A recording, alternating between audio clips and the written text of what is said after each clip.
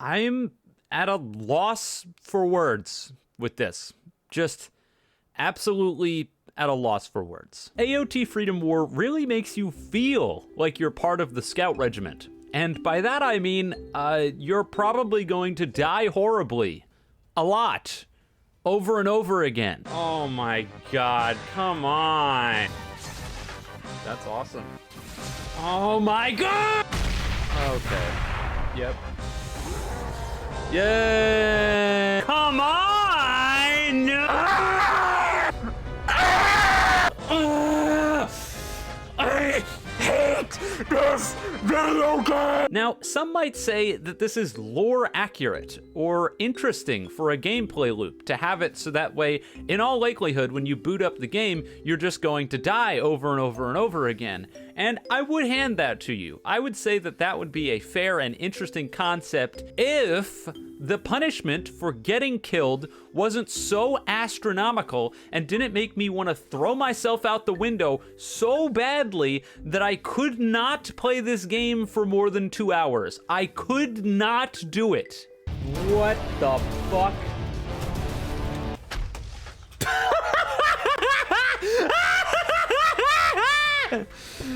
I'm done.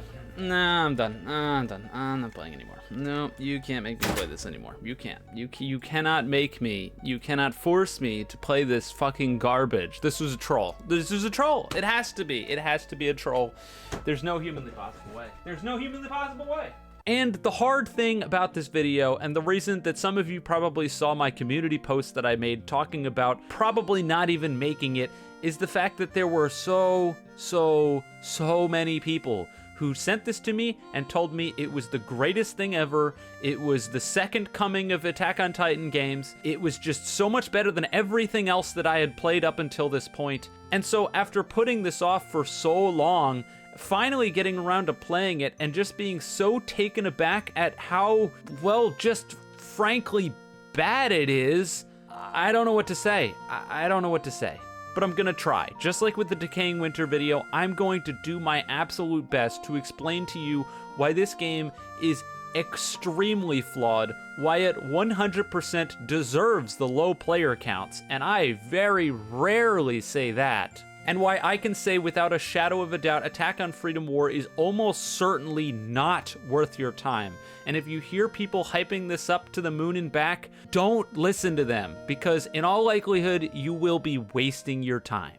Now, the first and foremost, most important thing that I can say about this game, and what you need to know right from the get-go, is that this game is a colossal waste of your time.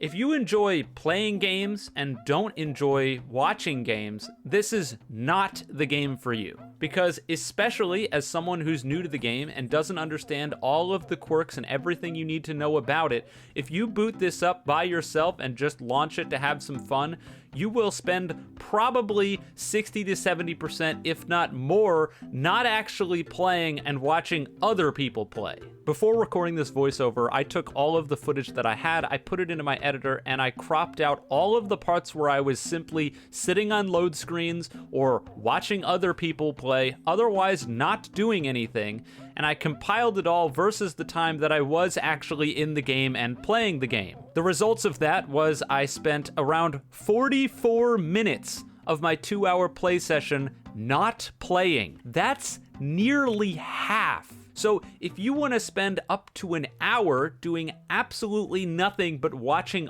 other people play, then fantastic. This is a great game for you to give a try. Now, if you don't want to do that, again, stay far away. Now, if you're wondering why I spent 45 minutes watching other people play and in menus, let me try my best to explain this to the people who haven't played the game. Basically, Attack on Titan Freedom War is a giant campaign spanning the first couple seasons of Attack on Titan. While you play, it's sort of a 3-team or 3-faction game. Just like in the show, you have the Scout Regiment, which is made up of most of the players in the game. Then you have Titan shifters that are part of the scout regiment, and finally you have the warrior team, which are Titan shifters where their goal is to assist the Titans in basically killing the scouts. As the campaign progresses, you're going to be going up against missions where it'll require the scouts to complete a certain goal, and the warriors' goal is to stop them. Now, obviously mixed in between, as it's not just warriors versus scouts, there's also the AI Titans. These guys will be attacking anyone on sight. Pretty self-explanatory. Usually the scout regiment is tasked with attacking and killing a whole bunch of AI-controlled Titans while the warriors are trying to stop them. And in most of the matches I played, it usually devolved into the Titan shifters on the scouts team and the warriors team fighting against each other while the rest of the scout players actually did whatever objective was present. Obviously, there are several times where Titans are required to do the objective for the scout team, so it doesn't happen then, but that was simply my experience with the game.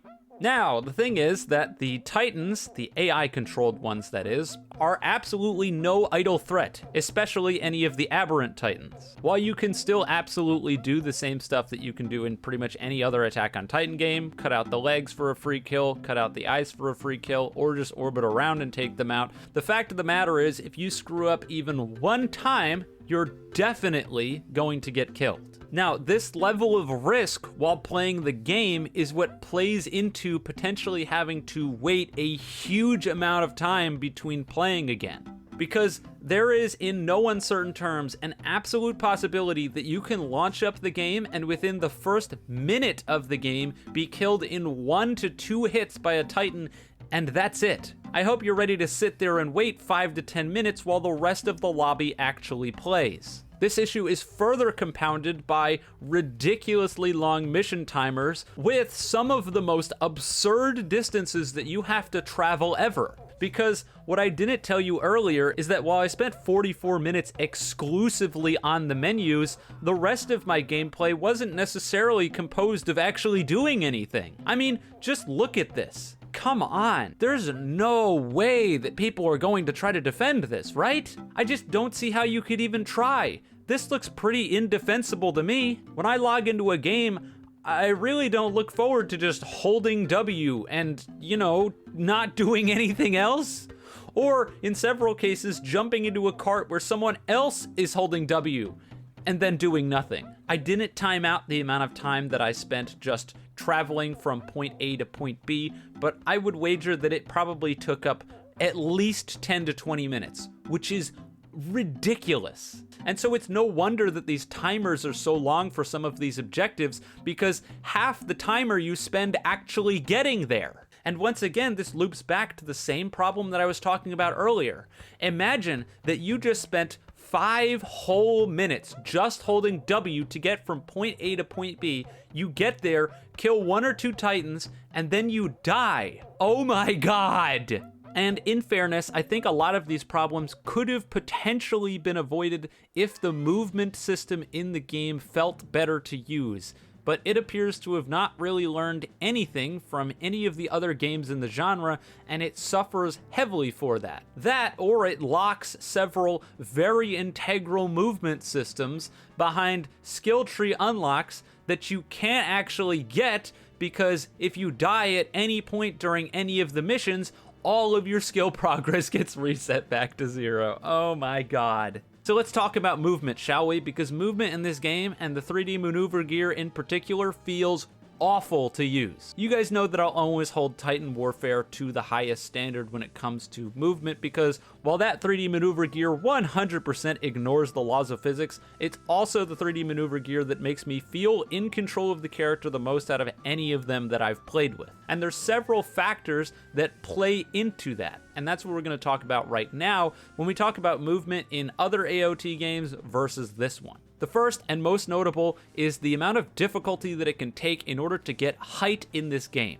There's 2 things that play into this, and I think both of them heavily impact the game to its own detriment. The first is that when you're directly hooked onto a surface, if you try to go up in order to go over the surface that you're currently going towards, that's not an option. Now, Titan Warfare does 2 things to subvert this problem, one of which I'll be talking about in a second, and the other is just simple map design. The houses on Titan Warfare all have chimneys sticking out the top of them, so if you grapple onto them instead of the edge of the roof, you'll be able to get yourself either over the building or onto the roof of the building. It also has several towers and such built into the landscape, so that way you can get height via your 3D maneuver gear and don't get stuck on the floor. I mean, come on, even microtransaction-laden cash grabs like Attack on Titan Revolution thought of stuff like this. In that game, not only do they have halfway decent map design, just like Titan Warfare, giving you several options in order to get height, but they also introduced the ability to hold W when you're latched onto a surface, which will use gas to shoot you upwards, which can get you over top of buildings. It's no secret that these two games thought about this stuff for a reason.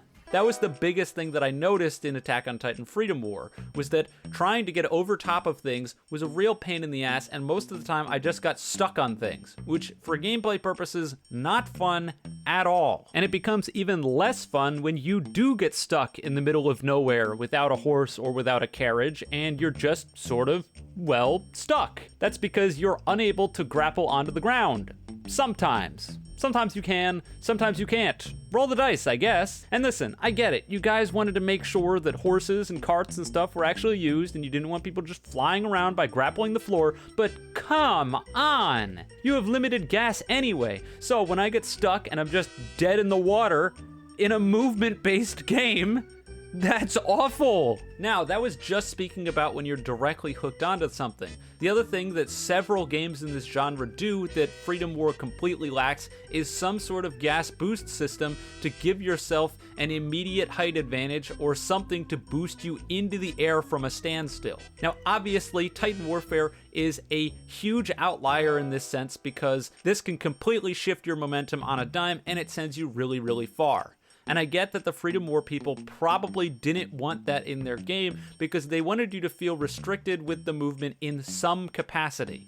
But when it's restricted to this capacity, and this level of movement is completely absent at the start of the game, unless I presume you buy an upgrade in the skill tree like the super jump, then you're just shit out of luck at the start. And that is awful. It's awful. Now, I've already talked about some of the issues with movement when it comes to skill trees potentially locking very important things into making it fun to play. One of the other things is your hook range, which once again is locked off in the skill tree where you can upgrade it twice, and the default hook range is absolutely pitiful.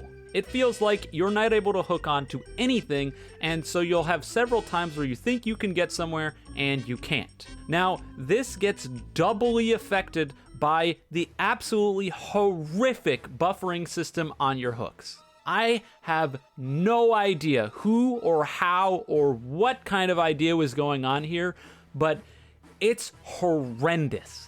This should have been a toggle. It absolutely should have been a toggle. I looked everywhere for it. I could not find it. If it's a toggle somewhere and I missed it, I apologize, but this is awful. You see, if you hold the hook key down and you don't attach yourself to something, it will toggle it on and buffer it until you find something to hook onto, in which case it will try to hook you onto it. This might sound good on paper, but in practice, it's terrible. And that's because in this game, your hooks both have a cooldown attached to them, so you can't just spam them out over and over again. They also take a certain amount of time to actually get to whatever you're hooking onto. When you couple all three of these factors onto each other, when you're trying to hook onto something, and then you're not close enough, so it doesn't work, and then your camera, because you're moving at high speeds, goes downwards and then latches onto something else, very, very, very often you will fire a hook that you didn't mean to shoot into a building, and then in order to try to offset that, you're going to want to try to shoot again, but you can't because you're still on cooldown. So because it's on cooldown, you try to hook somewhere else, that doesn't work, and then guess what? It's buffered again. So now you're gonna fire out another hook that you didn't want to fire, putting you on cooldown again. And it's just, I'm looking at this system and I'm baffled. I'm just like, how could they not have seen any of this coming? Like, this is one of those moments where this is the last place that you want an input buffer. If it doesn't work, don't send my input. Just do nothing and don't waste my ability to move on somewhere that I didn't want to go. And honestly, I could just stop there, because those two things are enough to ruin the entire game without question. If the movement in a movement-based game feels like crap, and you spend half the game not playing the game, then you're probably not going to have much fun playing the game. But I won't stop there, because there's one other nitpick that I have to mention. I have to, because I see it and I'm like, why? Why? Because this. Look at this. Are you seeing this?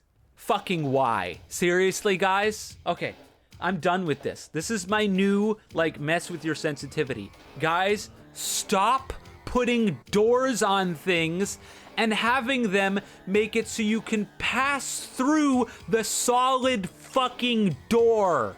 Stop doing that. It is the most counterintuitive, ass backwards way of doing a door that I've ever seen. If you want the door to be open, then leave an open door. Or just don't have the door at all. Because you know what happens later on in the game? Where is the gas? Is it inside of here? Can you... Oh, this door's fake. This door's fake. You fucking, there's no way. There's no apologists that can excuse stuff like that. There's none. Zero. There's a single apologist in the comments for the doors suddenly existing and suddenly not. I'm gonna blow a goddamn gasket. There's no way. Yeah, gee, it looks pretty similar, doesn't it? Can you go through this door? No! I looked around everywhere. Where's the gas? Where are the blades? I can't do anything. Oh, you're supposed to phase through the door! Of course you are! What an idiot I was! How couldn't I see you're supposed to phase through the door? And I know there are going to be people, I know there will be, probably a lot of them, that are gonna go to the comments and they're gonna tell me, Eclipse, you didn't experience enough of the game to make a solid judgment. Eclipse, you just suck. This is a skill issue. Get good. If you were good, then you wouldn't die 3 seconds into the round and then have to wait 5 minutes in order to play again. And that's all well and good. You know what? The people that are saying that, that's fine. You're allowed to say that.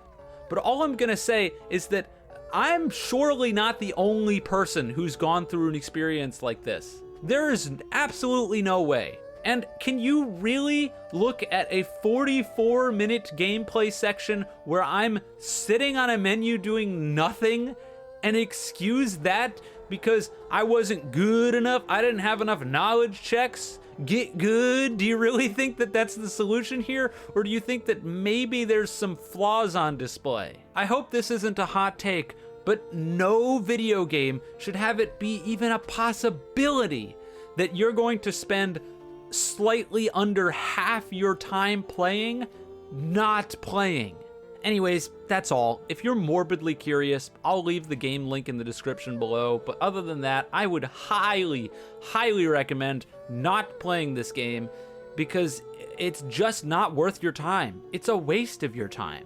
Anyways, that's all. If you enjoyed, leave a like, subscribe. If you didn't, don't. And with all that being said, have a wonderful day, night, wherever you are, and I'll see you guys next time.